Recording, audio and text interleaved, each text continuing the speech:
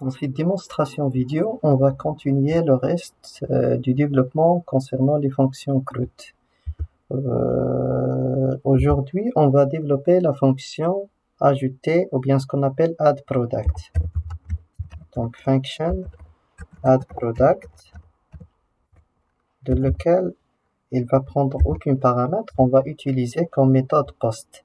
La première des choses, il faut utiliser l'objet de connexion globale comme étant une variable globale. Et par la suite, on passe à l'étape de la préparation de notre requête. Insert into produit qui va prendre comme attribut donc les champs de la table qui existent de la base de données, à savoir l'ID c'est auto-increment, donc on va ajouter le name, description, price, catégorie et bien d'autres. Nous avons name, description, price, category ID, et par la suite nous avons les deux attributs created and modified, ce sont des champs de type timestamp, created and modified. Insert into produit, les champs de la table, il nous reste les valeurs correspondantes. Donc on va travailler avec les requêtes paramétrées de lesquelles nous avons en total 6 paramètres. Alors on va ajouter les 6 points d'interrogation.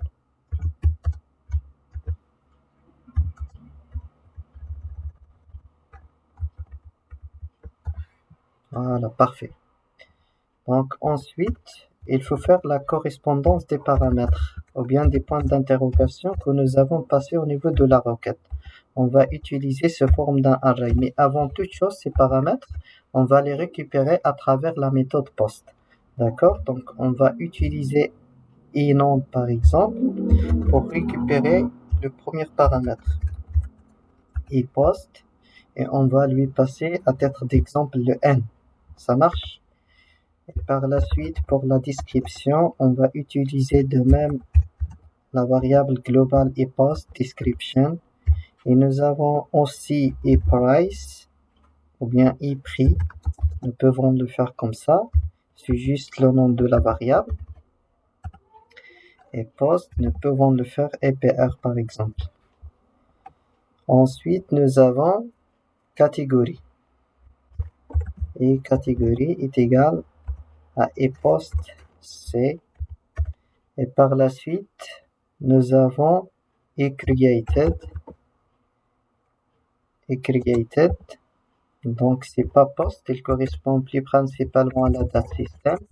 Donc on va faire appel à la fonction date, de lequel on va lui passer comme paramètre l'année, le mois et le jour.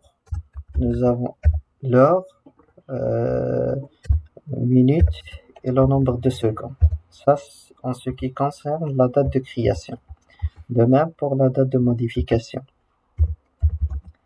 Modified correspond à la date système. Et par la suite, on va faire la correspondance des paramètres que nous avons passés au niveau de la requête. Name, il correspond au nom. De même pour la description, il correspond à la description. Et on va faire la correspondance de ces points d'interrogation. Alors, il faut bien respecter l'ordre à ce niveau-là. Et nom, et description. Et par la suite, nous avons prix. Ensuite, catégorie, created. Nous avons aussi modified. Et par la suite, voilà, parfait. Donc, je pense que nous avons les 6 points d'interrogation avec leur correspondance dans un ordre bien défini. Et par la suite, on va faire si la requête elle est bien exécutée. Donc, si la requête ça passe très bien, alors dans ce cas, on va créer un tableau associatif de lequel status, et on va mentionner à ce niveau-là le produit est bien ajouté.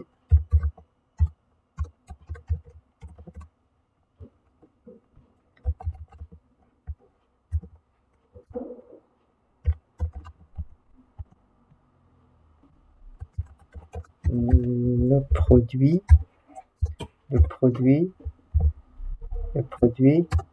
n'est pas ajouté comme message par exemple. Et par la suite, on va faire le header dans le content type. Le content type toujours c'est application JSON comme type de routeur. Header, le content type c'est application JSON. Et on va écrire l'affichage du résultat. D'accord? Donc, parfait. Donc, voilà, c'est ça le code de la fonction addProduct. Et par la suite, il ne reste qu'à ajouter de la partie du contrôleur, donc le cas de la méthode post. Donc, on va ajouter à ce niveau-là, donc, le case pour la méthode post. Si la méthode post, si le cas de request method est post, alors on va faire appel à la fonction addProduct. addProduct, on va faire un break line. Et on va participer au test. On va participer au test de notre fonction. On va y aller vers la partie controller. Voilà, c'est bien. La méthode par défaut, c'est get all product. Alors, on va essayer d'ajouter un nouveau produit. On va y aller vers le client Postman. On va choisir comme méthode déjà, c'est la méthode post. Et pour spécifier les paramètres post au niveau de Postman, il faut y aller vers body. On va choisir par exemple le typage de remplissage des données, c'est form data. Et à ce niveau-là, on va faire la correspondance.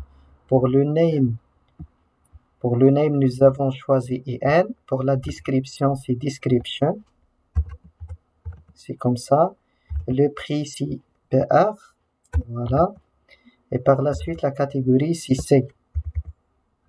Donc, comme des valeurs, on va laisser les champs tels quels. On va, avant de faire appel à la méthode addProduct, on va checker notre base de données s'il est bien rempli ou bien les champs qui sont remplis au niveau de la base de données. À titre d'exemple, on va afficher les 500 enregistrements au niveau de la base. Le dernier enregistrement, il correspond à l'ID 16 qui est vide. Alors, de lequel donc la date de création et la date de modification. Alors, on va faire le test avec Postman. On va essayer de faire le send. Voilà, donc le message de success, le produit, il est bien ajouté.